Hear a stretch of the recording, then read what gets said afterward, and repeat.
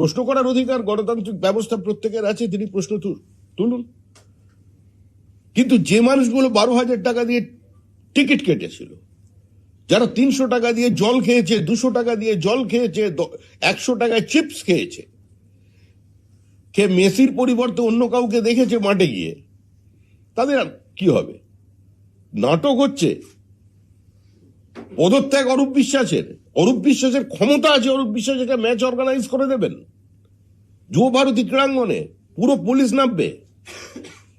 Diamond Harbour football club, মোহনবাগানের তো উচিত, আমি আবেদন করব মোহনবাগানের প্রত্যেকটা সমর্থকের কাছে, প্লেয়ারের কাছে, যে মোহনবাগানের সঙ্গে একটা স্বাধীনতা সংগ্রামের একটা নির্দিষ্ট অতীত জড়িয়ে আছে, একটা ঐতিহ্য আছে। এই সমস্ত চক্করের মধ্যে ঢুকবেন না। এতে মোহনবাগানের সমর্থকদের আবেগ আহত হচ্ছে, মর্যাদা নষ্ট হচ্ছে। এসব লুট, দালাল চক্র, এরাই সমস্ত তৈরি করেছে। সেলফি তোলা হচ্ছে লক্ষ লক্ষ টাকা। এটার সঙ্গে কোন ফুটবলের যোগ আছে? কারা মেসিকে ঘিরেছিলেন? ফুটবল তো অনেক দূরের কথা, পাড়ার গলিতে টেনিস বলে কোনোদিন পা লাগায়নি। তারা এখানে মেসির পাশে চলে গেছেন। মেসির মতো করে ডজ করে বেরিয়ে চলে গেছে, গরিব মানুষ প্রতারিত হয়েছে। তৃণমূল আরেকটা অর্গানাইজ লুট করলো ভোটের তহবিলের জন্য। বিজেপি কোনো মুখ মুখোশের রাজনীতি করে না। বিজেপি ব্যক্তি নির্ভর রাজনৈতিক দল নয়। কিন্তু এটা নিঃসন্দেহে যে মন্ত্রিসভা গঠিত হবে সেখানে উনি থাকবেন। সুতরাং আমি বললাম, যেহেতু উনি পুলিশের সঙ্গে এত লড়াই টড়াই করেন সকাল থেকে রাত পর্যন্ত, বারবার কোর্টে যান, জীবন্ত পুড়িয়ে মেরে দিচ্ছিল তেল ঢেলে, তো সেই জন্য ওর সব পুলিশগুলোকে চেনে। তো ওই বৈঠকটা দলের পক্ষ থেকে বা সরকারের পক্ষ থেকে উনিই নেবেন জুন মাসে। এটা কালের দেওয়ালে লেখা হয়ে গেছে। এই সরকার যেদিন ক্ষমতায় আসেন সেদিন 1,92,000 কোটি টাকার ঋণ নিয়ে ক্ষমতায় এসেছিলেন। মুখ্যমন্ত্রী বলেছিলেন যে সিপিএম এমন অবস্থা তৈরি করে দিয়ে গেছে পশ্চিমবঙ্গের এই মুহূর্তে কেউ লিজ নিতে চাইলেও এটাকে নেবে না, কিন্তু আমরা তাও অত্যন্ত দায়িত্ব নিয়ে এটাকে গ্রহণ করছি। মুখ্যমন্ত্রীকে প্রশ্ন করা হয়েছিল এই অবস্থার আপনি পরিবর্তন করবেন কি করে। মুখ্যমন্ত্রী বলেছিলেন বউ আর ব্যবসা নিয়ে কাউকে আগে থেকে কিছু বলা যায় না। ভারতবর্ষের কোন অর্থনীতিবিদ এই উত্তরের কোন ব্যাখ্যা খুঁজে পাননি।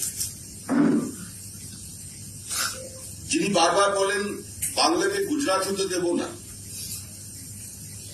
বাংলাকে মহারাষ্ট্র হতে দেব না। ফরেন ডাইরেক্ট ইনভেস্টমেন্ট মহারাষ্ট্রে 36.6 আর পশ্চিমবঙ্গে 0.6%। এই রাজ্য থেকে একটার পর একটা শিল্পপতি ভিন রাজ্যে নিজের পুঁজি সরিয়ে নিয়ে যাচ্ছে। যারা বিজিবিএস এর মঞ্চে দাঁড়িয়ে আজকে বলবেন এত ভারত শিল্প বান্ধব পরিস্থিতি আর অন্য কোনোদিন তৈরি হয়নি, তাদেরই 9 বছরের ব্যালেন্স শিট দেখুন, তারা বিনিয়োগ করেছেন ভিন রাজ্যে। আজকে সংসদীয় গণতন্ত্রে যার স্থান মুখ্যমন্ত্রীর পরে এই বিরোধী দলনেতা শুভেন্দু অধিকারী আপনাদের সামনে একটু পরে বিস্তারিত ভাবে পশ্চিমবঙ্গের এই মুহূর্তে শিল্প সম্ভাবনা, পশ্চিমবঙ্গের এই মুহূর্তে বিনিয়োগের পরিস্থিতি, স্বাক্ষরিত মৌ, তা নিয়ে তিনি আপনাদের সামনে একটি পুস্তিকার আকারে তুলে ধরবেন।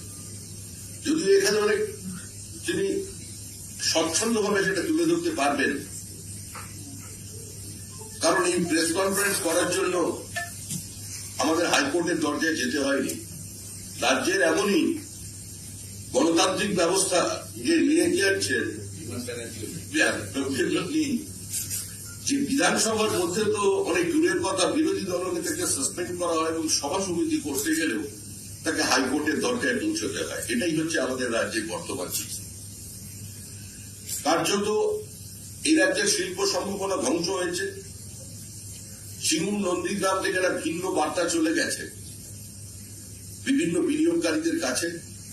এই অবস্থার মধ্যে দাঁড়িয়ে আমরা বলছি ভারী শিল্প ছাড়া পশ্চিমবঙ্গের মুক্তির অন্য কোনো পথ নেই। কৃষকের জমি নিয়ে শুধু তাকে সোলেসিয়াম দিয়ে কিংবা শুধুমাত্র তাকে বাজার মূল্যের কিছু বেশি অর্থ দিয়ে ছেড়ে দিলে চলবে না।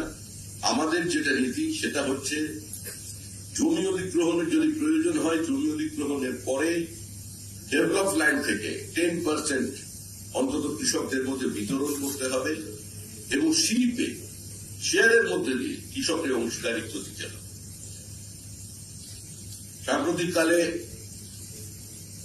তৃণমূল কংগ্রেস সর্বশেষ যে নাটক উপস্থাপিত করেছে সেটা লিওনার্ড মেসি। আমাদের ক্রীড়ামন্ত্রী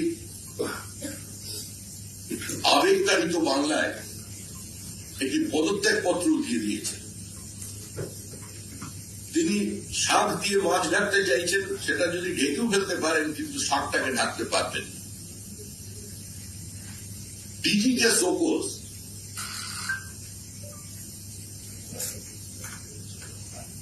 আমাদের ক্রীড়ামন্ত্রী জীবন্ত কিংবদন্তি মেসি যখন আসবেন প্রোটোকল হিসেবে তার পার্টের তিনি ছিলেন, তার বেশ কয়েকজন লোক সঙ্গে নিয়েছিলেন। কাদের গ্রেফতার করা হচ্ছে? একজন অর্গানাইজারকে।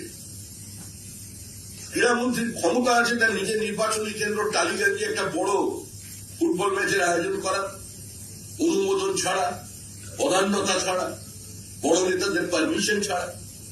আজকে যাদের গ্রেপ্তার করা হয়েছে, যে বাচ্চা বাচ্চা ছেলেগুলোকে গ্রেপ্তার করা হলো, যারা টাকা দিয়ে টিকিট কিনেছেন, মানে তারা যোগ্য, তারা সরকারি চাকরি করে, মাল্টিন্যাশনাল কোম্পানিতে চাকরি করেন, উচ্চশিক্ষিত ছেলে, তাদের গ্রেপ্তার করা হয়েছে, 7 দিনের জেসি হয়েছে তাদের। আর যারা এই প্রাতিষ্ঠানিক লুট করল তারা কোথায়? মেসিকে প্রথম 25 কোটি টাকা অ্যাডভান্স কে করেছে? এর মধ্যে কারা আছে? গোটা তৃণমূল দল যুক্ত। শুধু একজন ক্রীড়ামন্ত্রীর পদত্যাগ করিয়ে তাকে যে নাটক করা, এবং ডিজিকে কে পরিচালনা করে? পরিচালনা করে সরকার।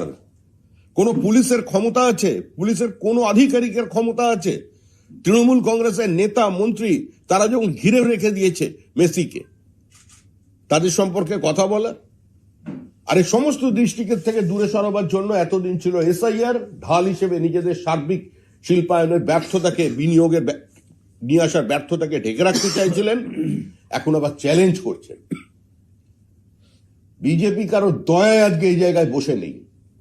কংগ্রেসের গর্ভ থেকে জন্ম না নিয়ে, কংগ্রেসকে না ভেঙে, অন্য কোনো দলকে নিজের সঙ্গে যুক্ত না করে, মতাদর্শের সঙ্গে সমঝোতা না করে, ভারতবর্ষের মানুষকে সঙ্গে নিয়ে, তাদের আশীর্বাদ নিয়ে, তাদের বুকের ব্যথা, মনের কথা, তাদের ছোট ছোট কথাগুলোকে নিয়ে চার দেওয়ালের মধ্যে যারা তুলে ধরেছিলেন, বিভিন্ন সারা ভারতবর্ষের রাস্তায় যারা নিয়ে গিয়েছিলেন, তারা আজকে আমাদের মানুষ আমাদের এই জায়গায় নিয়ে এসেছে।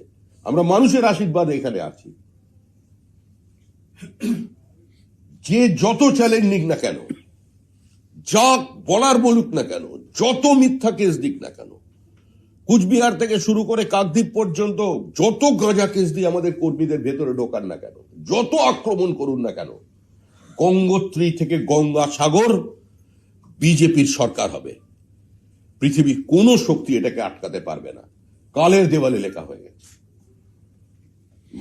কালীঘাটের মা কালী ফাইল ছেড়ে দিয়েছেন। জগন্নাথ দেবকে নিয়ে আসা হয়েছে দীঘায়। জগন্নাথ দেব দেখেছেন এই ঝামেলার মধ্যে গিয়ে কোনো লাভ নেই।